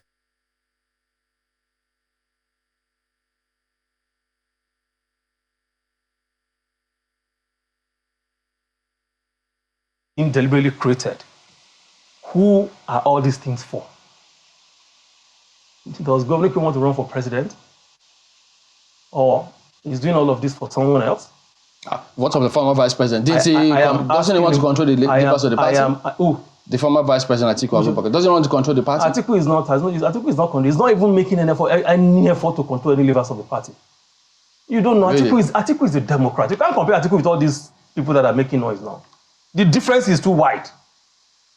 Atiku has given so much to democracy and party development in Nigeria. So why can't he influence all of these things to make sure they get things right? When people have ambition, this is what they do. They don't listen to anybody. They don't even respect the elders in the party. And that's why we say the supremacy of the party is sacrosanct. But unfortunately, we have those at the helms of affairs in the party. They've taken themselves to whatever. There are 3 people in this world, Chamberlain, that cannot be tempted by money. 3 set of people. And I don't see, among the leadership of our party, I don't see any of them belonging to these 3. Number 1 is somebody who is insane, who doesn't even know the color of money, who doesn't know what money is all about. Number 2 is somebody of faith, strong faith. He doesn't care about material things, the worldly things. Number 3 is somebody who is big enough. Let me give you an example. You now ask President Jonathan to come and be national chairman of the party. So, and as the governor, want to go and bribe him, even if he doesn't have, because of the status he has attained, he may not collect it. So, and in the entire NWC, I don't see any one of them belonging to this. And that was why most of the committees that the party sent to state to go and monitor this, to go and conduct Congress, especially when they brought these former National Assembly members, I'm always scared. Because apart from the free money they were making when they were there, the moment they're out of the assembly, you don't have any other things going. So all of these things, you can easily buy them over and do whatever. That's exactly what happened in my state. Is your party reaping the whirlwind now? Because many have said that when your party was in power, they usually destabilize other political parties. And now the chicken has come home. Who said so? They should give me one. They should give me one.